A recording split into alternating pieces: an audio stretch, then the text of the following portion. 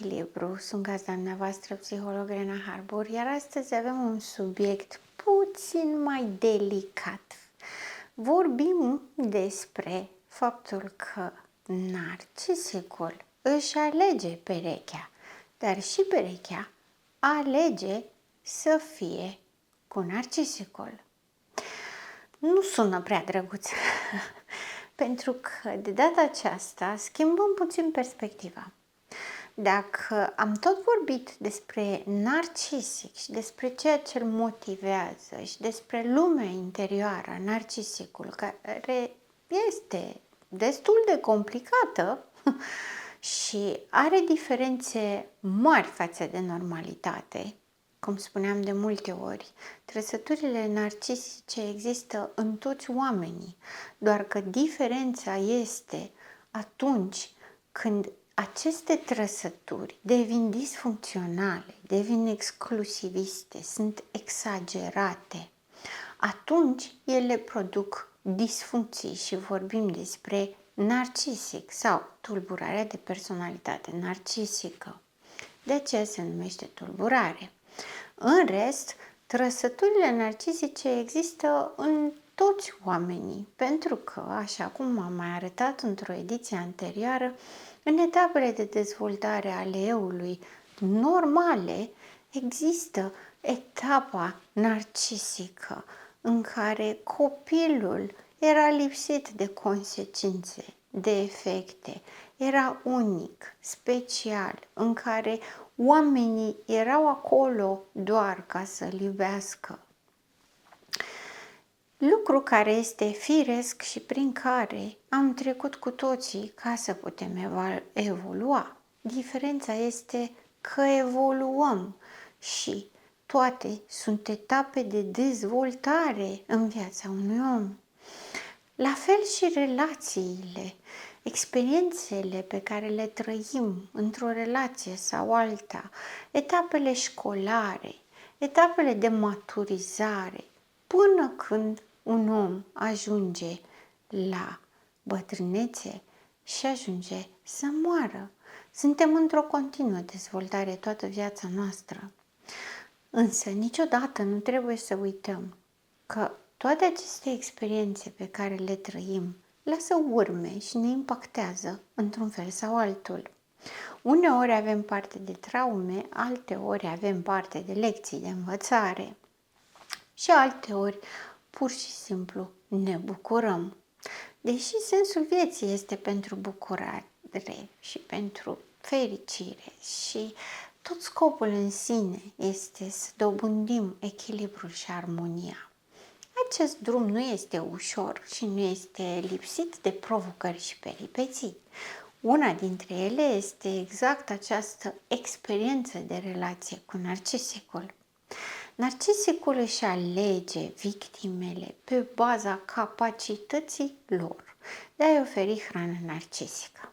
Acel copil mic de 3, maxim 5 ani, care are nevoie să fie iubit, să fie unic, să fie atent, în atenția tuturor, să fie grandios până la urmă, și așa rămâne toată viața, chiar dacă este un adult și nu mai parcurge nicio etapă de dezvoltare, nicio lecție a vieții, nicio provocare constructivă care să conducă către evoluție, ceilalți oameni care ajung să fie aleși nu sunt întâmplător cei care rămân acolo pentru o perioadă mai lungă sau mai scurtă de timp.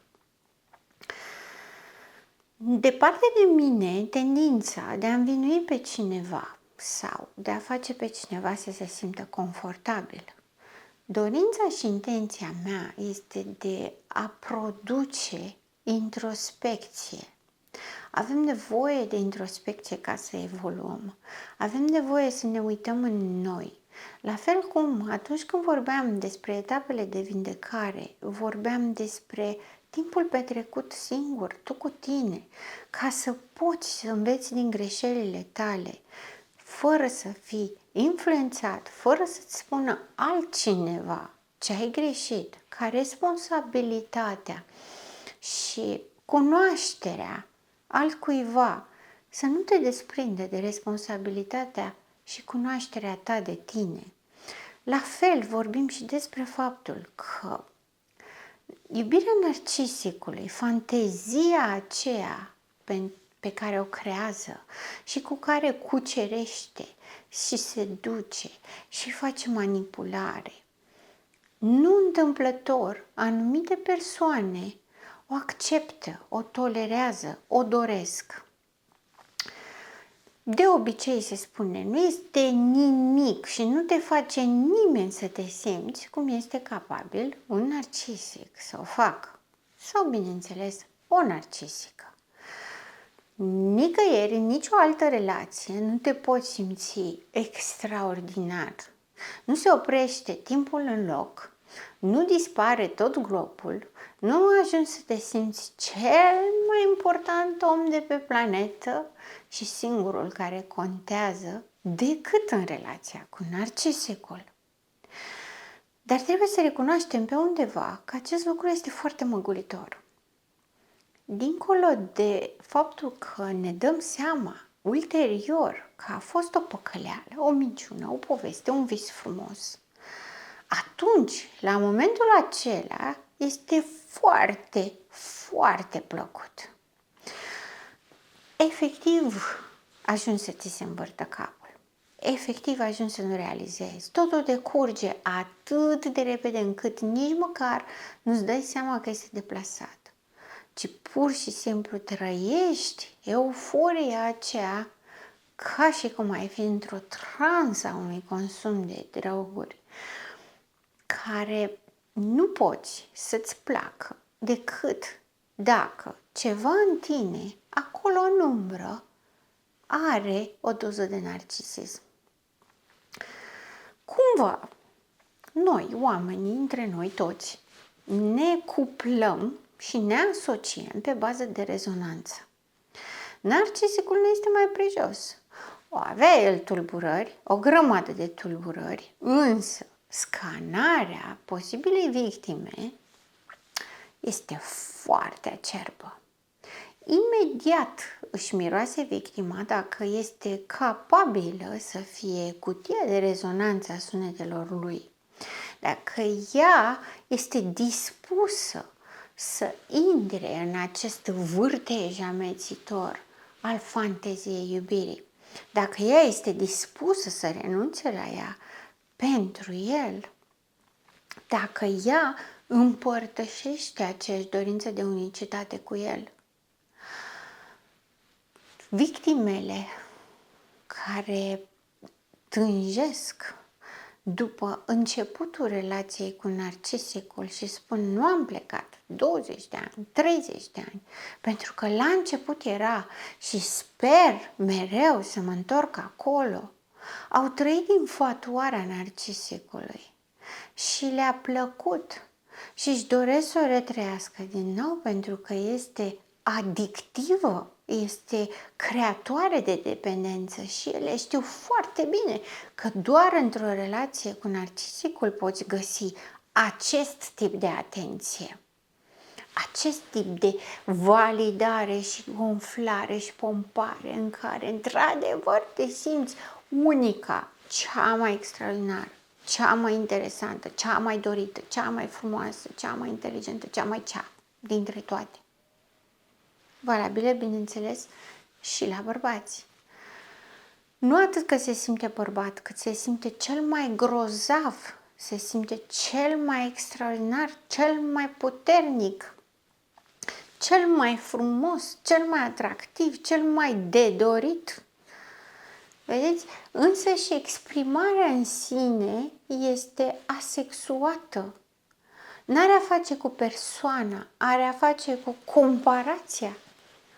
Cel mai, cea mai, nu cel mai frumos dintre toți frumoșii, nu top 10 din 100, nu, cel mai dintre toți, unicul, extraordinarul. De asemenea, o altă modalitate sau un alt motiv pentru care victimele intră și rămân în relația cu narcisicul este rezonanța vis-a-vis de copilul rănit. Narcisicul, știm foarte bine, parte din seducția pe care o prezintă, o face, este a-și prezenta vulnerabilitățile. Uite-mă cât sunt de mic, cât de vulnerabil, cât de ușor de rănit sunt. Și la unele persoane activează instinctul protectiv, că nu neapărat este matern, iar la alte persoane pur și simplu intră în rezonanță pe vulnerabilitate. Trauma bonding, suntem amândoi la fel de răniți, suntem amândoi, ne înțelegem suferința și totuși ne susținem reciproc, ne avem unul pe altul total, absolut, pentru totdeauna. Suntem totul, ești totul meu, sunt totul tău, noi doi împreună suntem un tot. Apropo de veșnicele exprimări de îmi caut jumătatea, îți prezint jumătatea, ca și cum am fi jumătăți de oameni. Narcisicul este jumătate de om și își caută jumătatea cealaltă de om care să fie tot o jumătate de om, dar nu să-l completeze, ci să fuzioneze. Aici ajungem la codependență. Codependența exact asta caută, fuziunea. Nu contează că e toxică, aduce suferință, că urăște iubirea, pentru că codependentul urăște iubirea, urăște atașamentul și atunci transformă atașamentul și iubirea în dependență. Iubim deseori ceea ce urâm, pentru că nu putem controla această esență a noastră pe care o simțim, ne revoltăm împotriva ei, nu suntem de acord cu ea, dar trebuie să o gestionăm, trebuie să trăim cu ea. Și atunci o transformăm în total opusul ei. Codependentul urăște iubirea și ceea ce face este să creeze dependență de iubire. Sau mai bine spus, în numele iubirii. Codependența este bazată pe mecanismul psihologic de apărare numit formațiune reacțională. Simt ceva, nu sunt de acord cu asta, nu pot să accept despre mine asta și ca atare mă comport total opusul și în același timp încerc să conving și pe ceilalți și pe mine prin vehemență de opusul a ceea ce simt. Și mă strădui să cred asta. Asta face codependentul. Narcisicul creează fantezia iubirii și spune, eu nu pot să iubesc decât în fantezie, pentru mine iubirea înseamnă abuz. Vrei să te iubesc? Te bag în fantezie și te abuzez în realitate. Beneficiul tău este că vei fi idealizată, denigrată, exclusă și cine știe, poate reidealizată, dacă lucrurile merg așa cum trebuie. Pentru că de multe ori narcisicul mai repetă ciclurile și în cadrul aceleiași relații, nu doar în afară, pentru că am spus mereu, triangulația există întotdeauna. Pentru că el nu se atașează de om, ci de imaginea pe care o are un om în mintea sa și rămâne conectat la imaginea ideatică, nu la om. Ca atare, în realitate, el este perfect liber să trianguleze, să înșele, să caute noi provocări, să caute noi surse de hrană, totul într-o libertate deplină, fără consecințe, pentru că el nu datorează nimic nimănui, pentru că el nu este atașat de nimeni. Codependentul, pe partea cealaltă, a învățat că iubirea este suferință, este dramă, este pierdere, este abandon și atunci preferă să urască, realmente urăște iubirea și preferă să creeze dependență. Este minim de compromis pentru că își caută persoane indisponibile emoțional tocmai ca să-și reconfirme că iubirea este rea. Atâta timp cât un codependent vede un narcisic care oferă doar fantezia și nu atașamentul, codependentul este foarte mulțumit. Pentru că poți să creezi dependență în fantezie. În realitate nu. Când ești în realitate, te lovești de faptul că nimeni nu depinde de nimeni și nimeni nu aparține nimănui. Dar în fantezie există dependență. Când ai o fantezie extrem de satisfăcătoare, extrem de alienantă și ruptă de realitate, când te trezești și intri în realitate, este foarte dureros și primul instinct este să te întorci în fantezie, ca să te protejezi măcar și să mai retrăiești un pic din dulceața visului. O altă modalitate prin care se regăsesc victimele care rămân în abuzul narcisic și în relația narcisică este proiecția. Acea răutate internă, acea dorință de răzbunare, acea dorință de a-și face singure dreptate, o regăsesc în narcisic. Este umbra pe care nu o acceptăm, dar o proiectăm în celălalt.